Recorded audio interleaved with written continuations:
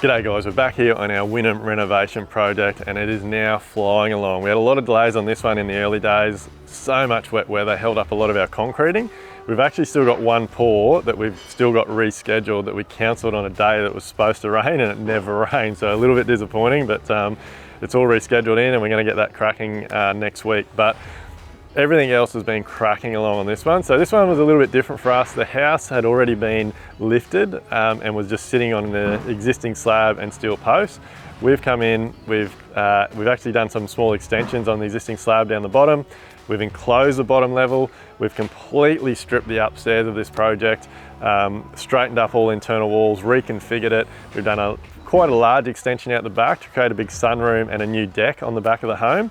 So they actually get some glimpses of the water out the back, but it's all now getting put back together. So the boys are doing an incredible job of the cladding. So we stripped all the old weatherboards off the high part of the house. We've gone over them, we've sanded them, we've tidied them all up, and we're now blending them in with the new weatherboard. So with all the new timber hardwood weatherboards, we're really big on using the best materials so that the houses will last another 100, 200 years. So rather than using any pre-prime weatherboards or pine weatherboards, we're sticking with the good old-fashioned hardwood. So when they get to site like they are now, we lay them out because a lot of our timber turns up on site quite wet these days. So we lay it all out, we let it air out and dry out.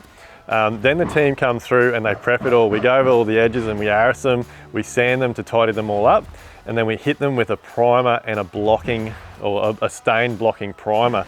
Because obviously being old hardwood, as soon as it gets any type of moisture in, you're going to end up with stains down your wall. So we put a stain blocking primer the whole way around. So we coat all edges of the boards.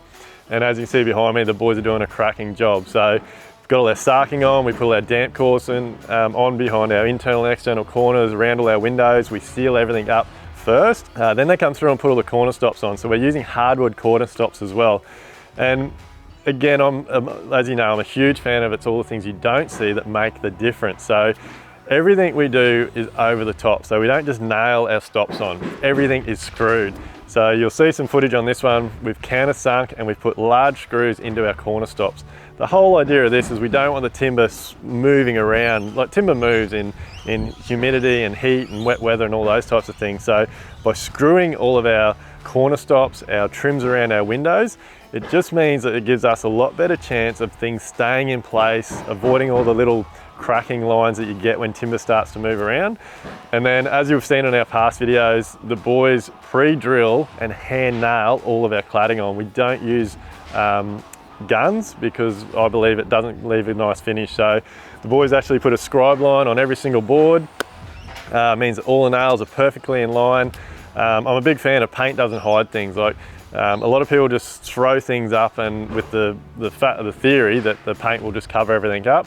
We're not here like at DPS Constructions. We're definitely not like that. We want everything nice and parallel, all the nails in nice straight lines, or whether it's on the cladding, whether it's on soffites, we make sure everything's spot on because it does show up and you've got to take pride in your work. So the other things that have been happening on this project is we got all the insulation, all the external walls, the plaster has been on site.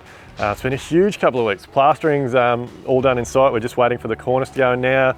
We've got the guys from Northern Suburbs Timber Flooring on site at the moment, laying the new timber floor upstairs.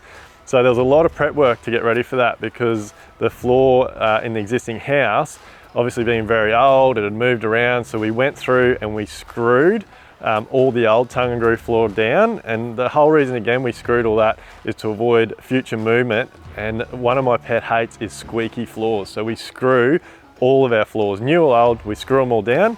And now the guys have come in, they've given a complete sand to level it up. And now they're trowel gluing and secret nailing the new floor down. So that's gonna come up unreal. We've currently got the guys from Active Electrical on site as well, doing all their cut and strip. So by doing a cut and strip at this stage, it means they can go around, they can cut all their downlights in, pull all their wires out for their ceiling fans, their power points, light switches, all those things, and make sure everything's in the correct locations and everything's been pulled through the plastering so that when we do all our painting, they just come back and fit off. We don't have to worry about possibility of something being in the wrong spot and having to move later on after it's painted. So again, preparation is the key to a successful project. So stay tuned on this one. Things are really getting exciting. Our fit out gears just showed up. So in the next couple of weeks, the carpenters will be inside doing all the carpentry fit off and our internal joinery will start to be installed.